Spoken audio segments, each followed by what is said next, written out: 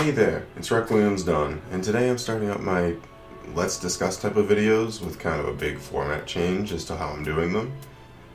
So we're going to be talking about basically my opinion as to how I rate a game in an unbiased manner, or, well, as unbiased as possible since it's kind of impossible for a human to be unbiased. By all means, if you truly enjoy a game for what it is, then whatever it's rated is irrelevant, since you will enjoy it anyways. So power to you and your opinions. But I'm just doing this to throw out there a way that I think is a good way to rate games for people that actually care about it. Also, if you end up enjoying this video, or for some reason want to see more of my sharp opinions on things, lovingly tap the subscribe button and punch the like button for me. I don't like that thing. Now enough rambling. Let's get to the good stuff. In this day and age, video games have become a very central part of culture and has been a media art for a long while.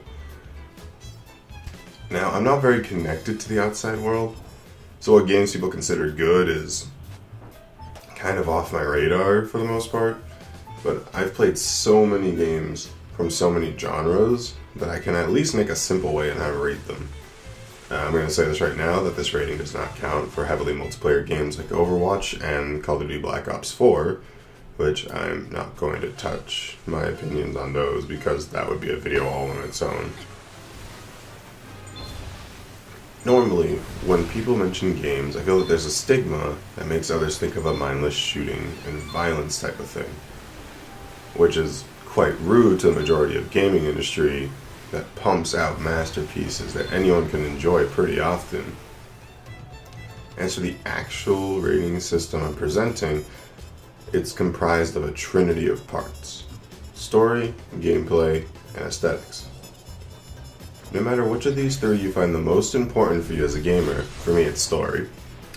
All three of these things are essential to make up for the experience known as a video game.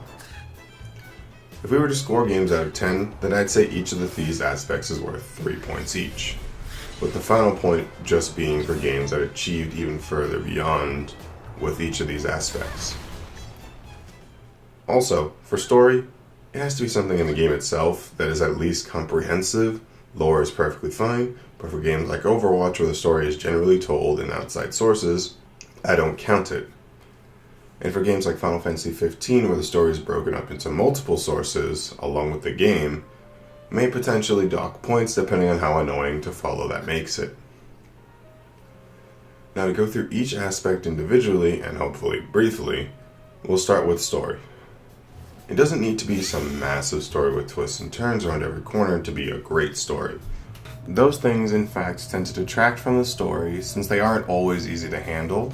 It just needs to be a story that is engaging and pulls the interest long enough to see the game through to the end. Simple stories can do that just fine if the characters are enjoyable enough or interesting enough to be around. For gameplay, I admit that I personally don't value it as much as, others, which may affect what I say, but I still will try to present a fair way to judge it. Simplest way to say it is the game fun. If so, the game gets a pass. It has to have good enough control and fluidity to not be a hassle to play. Once again, it doesn't need to be super complicated, but games with interesting mechanics like the gravity shifting and Gravity Rush, the game in the background, are impressive for what they bring to the table. And games that play it super safe, like pretty much any Mario title in the mainstream series, can't even call that a series, can I? In the mainstream Mario games, are still tight enough for good gameplay. Lastly, there's aesthetics. This one is kind of an umbrella that covers how the game hits your senses, in a way. Does it look presentable? Is the music enjoyable? Are the sounds and animation up to par and work as they should? That kind of stuff. This is important since it helps the immersion of the gamer and connectivity to the game.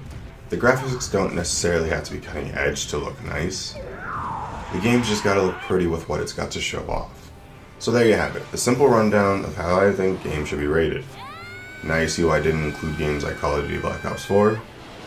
Without any tangible story in the game, just gonna reiterate that, it falls short of this rating system, and I can't fairly rate them that way. wouldn't work. Now, if you want to tell me your thoughts on this system of rating or just want to know my opinions on other things, you can go ahead and find me on Twitter at RecWilliamsDawn. Or if there are other subjects you want covered in the video, let me know, and I'll throw my opinions out like a monkey is said to throw its feces. Bye!